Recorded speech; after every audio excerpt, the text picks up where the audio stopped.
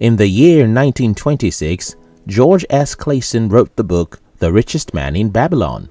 The ideologies in this book are based on the principles and parables of the Ancient Babylonians.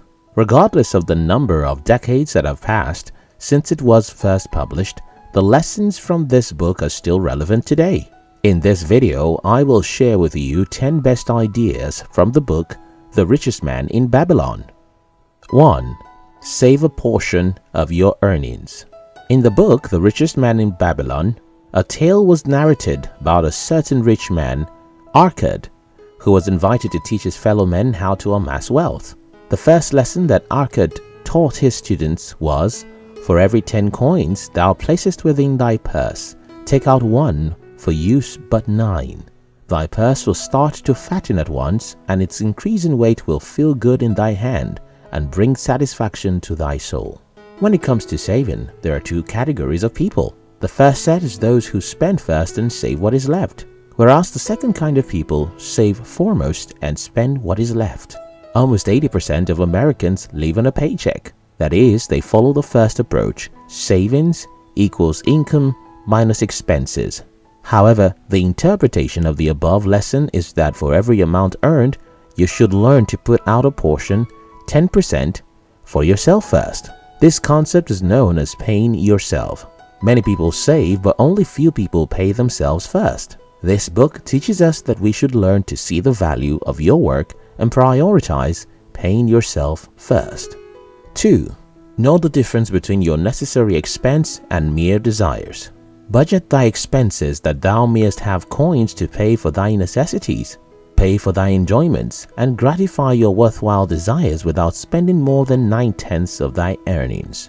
In this book, George Clason noted that people feel like their income is not enough to cover all their expenses because they confuse necessary expenditures with desires. When you cannot differentiate between your wants and your necessities, even if you receive a higher wage, you will always be in a position where your supposed necessary expenses proliferates to equal your income. This book suggests that you will be able to separate your needs from your wants through budgeting, so that you can spend only on the things that matter and live within your means. 3. Make your money multiply. Put each coin to laboring that it may reproduce its kind, even as the flocks of the field, and help bring to thee income, a stream of wealth that shall constantly flow into thy purse. The wise Babylonians saw money as a seed, which, if planted correctly, can give you a fortune. In order to multiply your money, you must make it work for you. If you would desire to be wealthy, then you must earn beyond your income. Instead of spending money to acquire depreciating assets like cars and big houses, this book advises that you invest in assets that will appreciate, like stocks, real estate, and building a side business. These passive long-term income streams will eventually generate money for you to live off when you are no longer strong enough to work for long hours. Through the power of compound interest, the money invested will yield more money for you. 4. Increase your ability to earn. To cultivate thy powers, to study and become wiser, to become more skillful, to so act as to respect thyself. This lesson is one vital practice in the financial equation.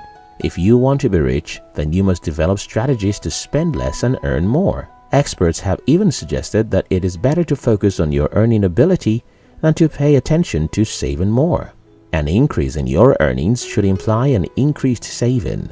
The idea portrayed by this book is the importance of personal development. There are many ways to get more income.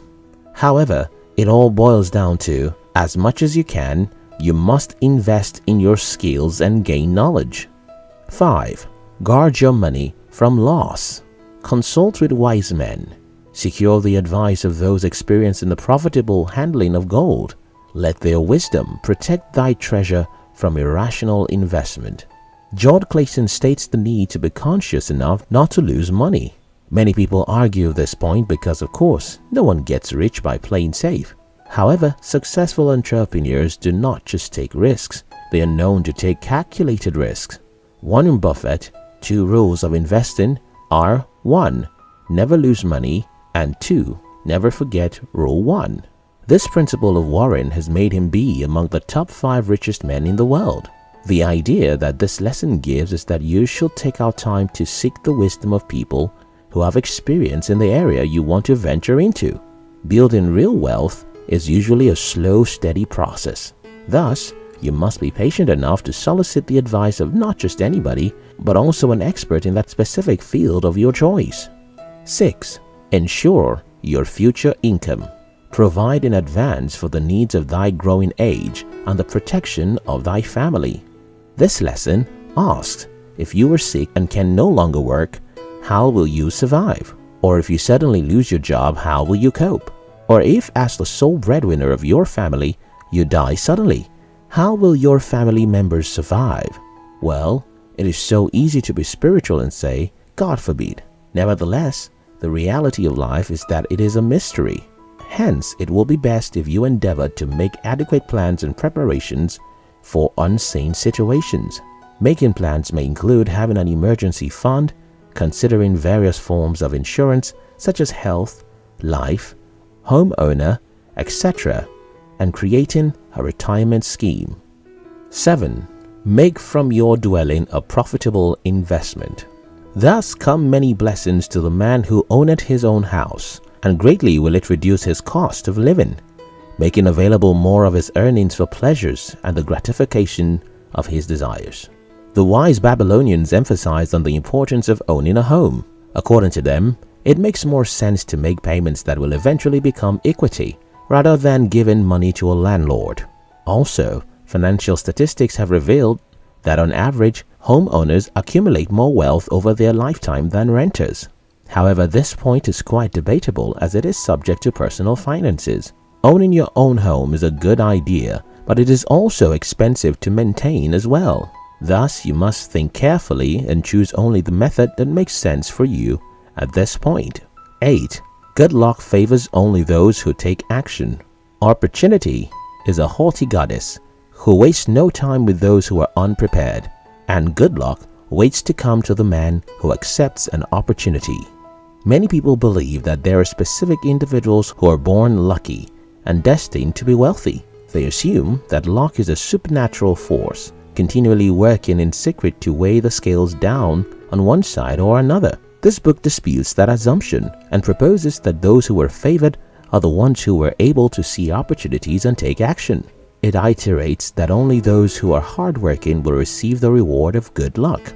If you want to be successful, then you must always be prepared to grasp opportunity by the horns and move towards gratifying our deepest desires.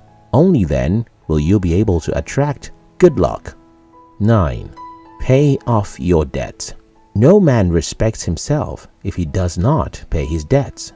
The book suggests that you must try as much as you can to stay away from debts. It points out that debt can be avoided if spending is controlled, and debt already accrued can be easily wiped out with consistency and discipline. Through one of the ancient Babylonian stories, George explains that the best debt solution is not to run away, but to face it. Get a list of people you owe, meet with them, and solicit their patience. Afterwards, you must develop a strategy for the repayment and stick to it. A practical method to pay off debt is to live on 70% of what you make. Save 10% for yourself. Use the remaining 20% to repay your debts. 10. Learning how to build and sustain wealth is more important than being wealthy. A man's wealth is not in the coins he carries in his purse. It is in the income he buildeth, the golden stream that continually floweth into his purse and keepeth it always bulging. This lesson summarizes all other ideas contained in this book. You are probably confused about the difference between building wealth and being wealthy. Well, here is what I mean. If, for instance, two people have an equal amount of wealth, let's say $100 million. While one builds his wealth over 20 years by starting and growing a successful business and wisely investing his profits, the other won the lottery a few weeks ago. If both of these people suddenly lost all of their money, who do you think would have a better chance of rebuilding their wealth? Yes, you guessed correctly. The former has a higher probability of acquiring wealth again than the latter. Learning the habits that lead to wealth is an essential skill that will pay many dividends, irrespective of the amount of money you have at the moment. Babylon was the wealthiest city in the world at the time of its height because its people appreciated the value of money. If you want to amass wealth, then you must understand and abide by the laws of money.